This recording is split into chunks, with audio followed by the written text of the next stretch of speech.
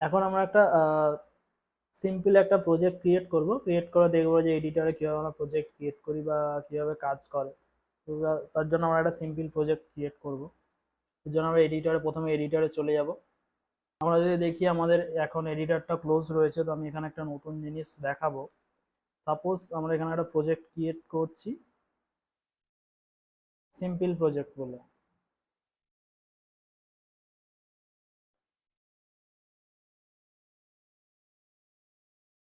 Simple প্রজেক্টের ভেতরে আমরা ঢুকলাম। আমি চাইছি যে সিম্পল প্রজেক্টটা আমাদের ভিজুয়াল স্টুডিও কোড এডিটরে ওপেন করতে। তো সেই জন্য আমাদের কি হবে, আমাদেরকে দুটো ভাবে করা যেতে পারে। তো আমি প্রথমটা যেটা দেখাচ্ছি, আমরা এখানে রয়েছে, এখানে প্রথমে টাইপ করবো সিএমডি বা কমান্ড লাইন, আমাদের এই পাথেতে ওপেন হয়ে গেল। তো এখন আমি চাইছি ওটাকে ওপেন করতে ভিজুয়াল স্টুডিও কোড এডিটরে। তো সেই জন্য আমি এখানে জাস্ট লিখবো কোড ডট এন্টার। যদি আমি এন্টার দিই, তাহলে কি হবে, ওই যে আমরা যে ফোল্ডারটার মধ্যে রয়েছি সেই ফোল্ডারটা আমাদের এখানে ওপেন হয়ে গেল।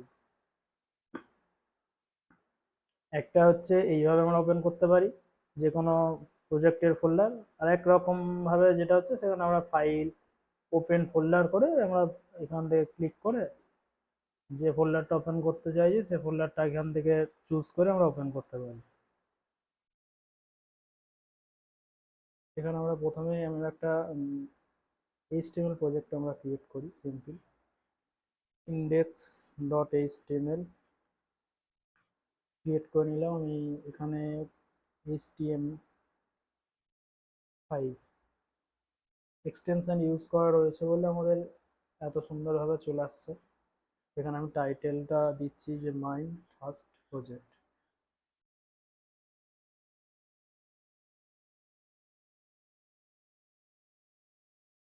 সেভ করলাম, সেভ করে নিলাম। এখানে আমরা একটা সিএসএস ফাইল অ্যাড করে দিচ্ছি।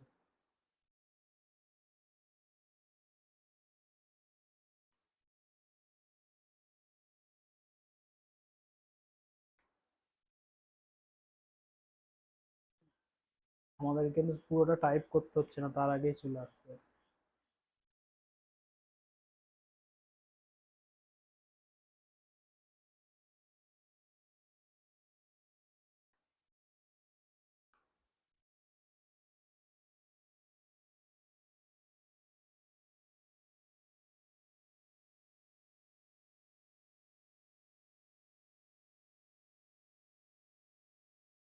স্টাইলস ডট সিএসএস এখানে করেছে, এখানে আমরা একটা ফাইল বানিয়ে নেব স্টাইলস ডট সিএসএস। ওটাকে স্প্লিট করে নিচ্ছি দুটোরে। এটা আমার স্টাইল ডট সিএসএস আর এটা আমার, এখানে আমার লাগছে না এটা ইন্ডেক্স ডট এইচটিএমএল এখানে, আর এটা আমার স্টাইল ডট সিএসএস। এটা আমরা ছোটো বড়ো এরকমভাবে ছোটো বড়ো করতে পারি, কাস্টমাইজ এরকম ছোটো রাখছি। আমরা যদি চাই যে এই সাইড বারটাকে ছোটো করতে, এরকমভাবে করে নিতে পারি। ভীষণভাবেই কাস্টমাইজ করা যায় ভিজুয়াল স্টুডিও করিডরটা। এখানে আমরা প্রথমে এখানে লিখে নেব H1 ট্যাগ, H1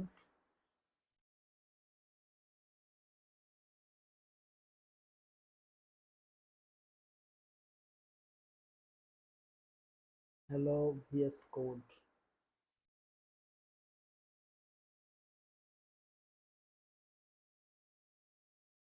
এরপর আমরা P ট্যাগ নিচ্ছি, পি পি লিখলাম। ওপেন ক্লোজ আমাদেরকে করতে হলো না, অটোমেটিক হয়ে গেল।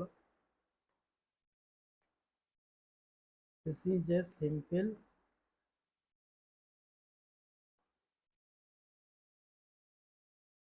Web page. সেভ করলাম। আমরা একটা জাভাস্ক্রিপ্টের এও অ্যাড করে নিচ্ছি, তার আগে এখানে আমি একটা বানিয়ে নিই।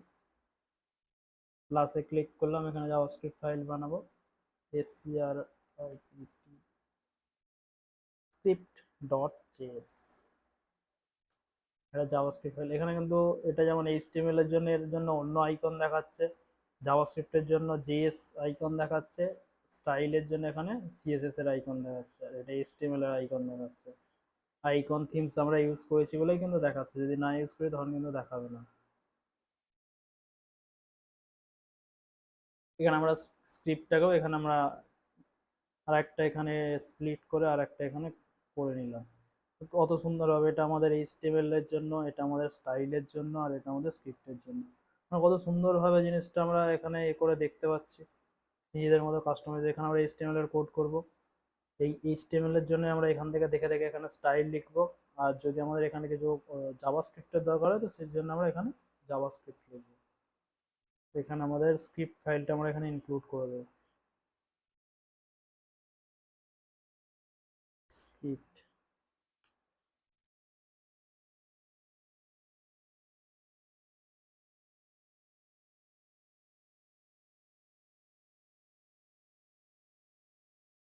আমাদের এটা ক্লোজ করতে হবে, অটোমেটিক ক্লোজ হয়ে গেল। এটা আমরা যদি এখন রান করাতে চাই তো কি করব, রাইট ক্লিক করে ওপেন উইথ লাইভ সার্ভারে যদি ক্লিক করি, হ্যাঁ আমাদের লাইভ সার্ভার এখন ওপেন হয়ে গেছে। Hello VS code, this is a simple web page, আমরা যেটা ওখানে করেছিলাম। তো এবার আমরা কি করব, এবার আমরা এটার জন্য সিএসএস লিখব। আমাদের এটা এইচটিএমএল এর কোড, এখানে এটা আমাদের সিএসএস ফাইল হয়েছে styles dot CSS. Styles dot সিএসএসটা আমরা এখানে ইনক্লুড করে রেখেছি, স্টাইলস ডট সিএসএস। আর স্ক্রিপ্টের এখানে স্ক্রিপ্ট লিখবো, স্ক্রিপ্টটাও কিন্তু এখানে ইনক্লুড করে রেখেছি। এখানে আমরা স্টাইল যদি লিখি,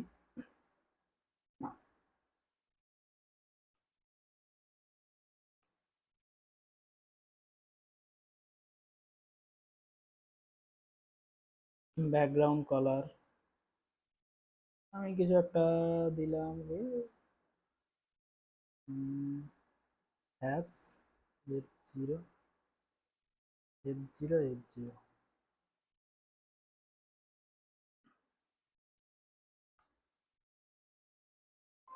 কালার আমি কিন্তু পুরোটা লিখছি না, আমি যখনই লিখছি তখনই কিন্তু অটোমেটিকও দিয়ে দিচ্ছি। এটাই আমাদের তখন দেওয়া ছিল যে ইন্টেল সেন্ট এরকম কিছু একটা দেওয়া ছিল টপিক। তো যখনই আমরা লিখবো, এতটাই ইন্টেলিজেন্ট আমাদের এই কোড এডিটার, তো অটোমেটিক আমাদেরকে সাজেশনে দিয়ে দেবে যে তুমি কি এই জিনিসটাই লিখতে চাইছো বা তুমি কি এই কোডটা করতে চাইছো। তো সেখান থেকে আমরা দেখেও টাইপ করে নিতে পারি বা সেটা চুজ করে নিলে অটোমেটিক সেটা ফিল হয়ে যাবে। কালার আমি কালার দিয়ে দিচ্ছি হ্যাশ 303। মার্জিন এম এ লিখতে কিন্তু এম এর দিয়ে যা যা আমাদের এখানে সিএসএস এর হয়, তো সেই জিনিসগুলো আমাদের লিস্ট এখানে দিয়ে দিয়েছে।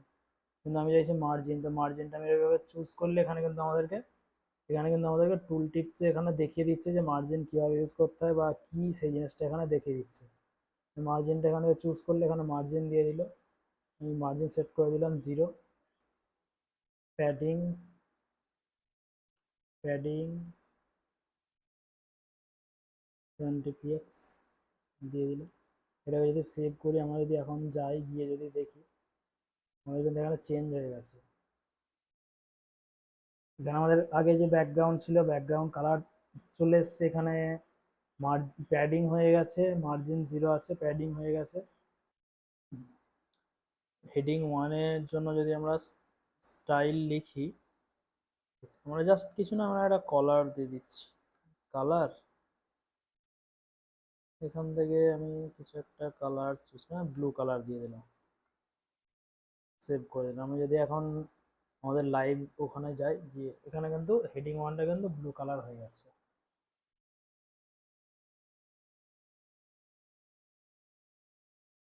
এবার আমরা হয়তো কিছু একটা স্ক্রিপ্ট লিখলো, এরকম আমরা স্টাইল কিভাবে সিএসএস লিখতে হয় লিখতে পারি, বা এখানে যদি আমরা হভার করি এখান থেকে RGB কালারও চুজ করতে পারি, বা কালার কোড দিতে পারি, কালার নাম দিতে পারি, এরকম এখান থেকে যদি চুজ করতে পারি। মানে কত সুন্দরভাবে আমরা এই visual studio code editor use করে মানে কত ইজিলি ভাবে আমাদের সিস্টেমের ওপর চাপ পড়ছে না। আর আমরা যে কোনো ল্যাঙ্গুয়েজও করতে পারি, HTML করতে পারি, CSS স্ক্রিপ্ট, যা যে কোনো মানে প্রোগ্রামিং ল্যাঙ্গুয়েজে বহুত programming language visual studio code editor support করে, তো সেগুলো আমরা করতে পারি ইজিলি।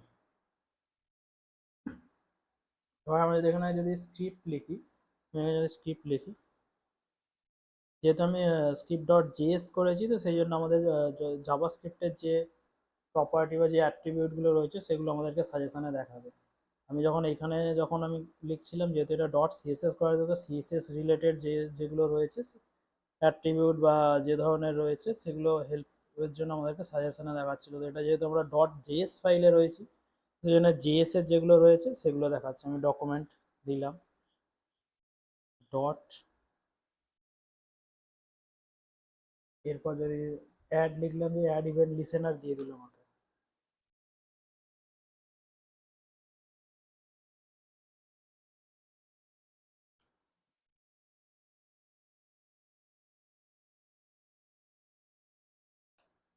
কত ইজি ভাবে আমরা এখানে কাজ করতে পারছি। আমরা যদি এখানে দেখি, আমি যদি এখানে লগ লিখি, কনসোল লগ আমার এখানে চলে আসবে। তো এখানে আমি যদি লিখি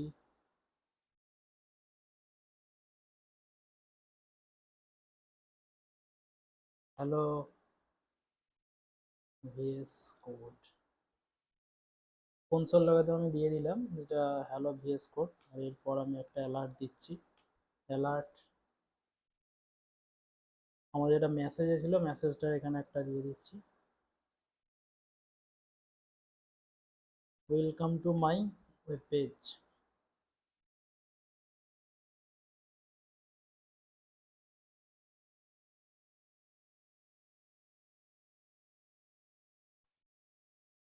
সেভ করে দিলাম। সেভ করে দিয়ে আমাদের লাইভ সার্ভারে যদি যাই, লাইভ সার্ভার আমরা আছি। তো লাইভ সার্ভারে আমি আমার আগের যেগুলো সেগুলো ক্লোজ করে দিচ্ছি। এই যেমন রয়েছে হ্যালো ভিএস কোড, এখানে রয়েছে। আমি পেজটা যদি রিলোড করি, যখন রিলোড করছি আমাদের এখানে কি দেখাচ্ছে, welcome to my web page. আমরা অ্যালার্ট দিয়েছিলাম তো সেই জন্য অ্যালার্টটা দেখাচ্ছে। আর আমরা যদি কনসোলে একটা লিখেছিলাম, আমরা যদি কনসোলটা খুলে দেখি, কনসোলে যদি দেখি এখানে আমার দেখাচ্ছে হ্যালো ভিএস কোড। আমরা যদি রিফ্রেশ করি, এখানে যেমন দেখাচ্ছে welcome to my web page, কনসোলে আমাদের দেখাচ্ছে হ্যালো ভিএস কোড, যেটা আমরা স্ক্রিপ্টে লিখে, এটা আসছে কোথা থেকে, স্ক্রিপ্ট ডট জিএস। এখানে যদি ক্লিক করি আমাদেরকে দেখাবে যে console dot log hello VS code, আর অ্যালার্টটা welcome to my web page.